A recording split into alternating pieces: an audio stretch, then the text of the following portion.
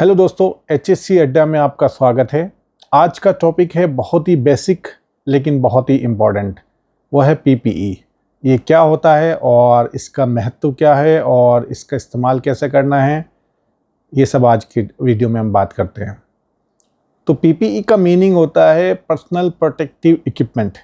जो साइट पे या आप किसी भी वर्क प्लेस में अगर जाएंगे तो वहाँ की कुछ ना कुछ रिक्वायरमेंट्स होती है। ये डिपेंड करता है आपकी साइट के हिसाब से।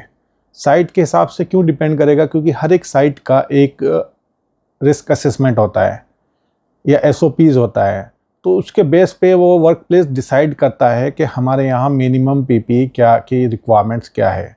फॉर एग्ज़ाम्पल, अगर आप किसी ऑयल एंड गैस प्लांट के अंदर जाएंगे तो वहाँ पे ईयर प्लग पहनना या ईयर मफ पहनना लाजिम होता है, क्योंकि वहाँ पे प्लांट के अंदर एंट्री करते ही आपको हाई नॉइज से एक्सपोजर आपका होता है।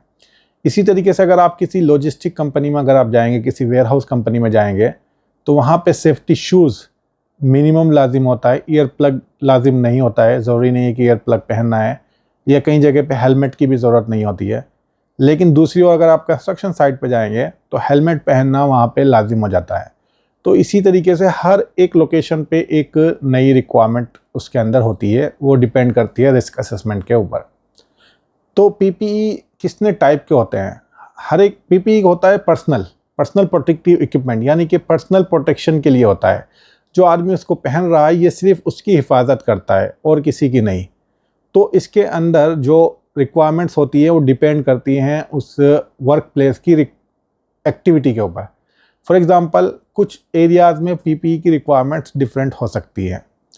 अब अगर कोई हॉट वर्क कर रहा है, वेल्डर है, तो उसको वेल्डिंग शील्ड पहनना लाजिम है। लेकिन अगर कोई आदमी असेंबली पे काम कर रहा है, यानी कि किसी बेल्ट पे, कन्वेयर बेल्ट के ऊपर काम कर रहा है, या फिर कंस्ट्रक्शन साइट में एज ए कारपेंटर काम कर रहा है, तो उसकी रिक्वायरमेंट्स अलग हो सकती हैं। तो PPE के अलग अलग टाइप होते हैं। मिनिमम जो PPE जनरली यूज़ होता है अक्सर जगहों पे, वो इस तरह होता है कि हेलमेट होगा और आपके पास एक चश्मा होना चाहिए आपकी आंखों की हिफाजत के लिए, और आपके पास कवरऑल होना चाहिए, आपके पास हैंड ग्लव्स होने चाहिए, और आपके पास शूज़ होना चाहिए।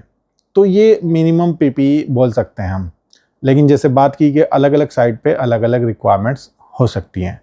तो इस वीडियो में सिर्फ बेसिक इन्फॉर्मेशन के बारे में था जो PPE की रिक्वायरमेंट्स होती है। तो टाइप ऑफ द PPE कौन कौन से हो सकते हैं, जो कि डिपेंड करेगा आपके रिस्क असेसमेंट और SOP के ऊपर। और स्पेसिफिक टास्क रिस्क असेसमेंट, यानी कि रिस्क जॉब हैज़र्ड एनालिसिस, या फिर टास्क रिस्क असेसमेंट या रिस्क असेसमेंट, बहुत सारे नाम होते हैं उनके। उन डॉक्यूमेंट के बेस पे भी आपका जॉब स्पेसिफिक PPE हो सकता है। जैसे हमने बात की वेल्डर के लिए, तो कारपेंटर के लिए इम्पैक्ट ग्लव्स ज़रूरी हो सकता है, या ग्राइंडिंग करने के टाइम पे उसको फेस शील्ड लगाना लाजिम हो सकता है। तो इसी तरीके से ये हमेशा वेरी करता है।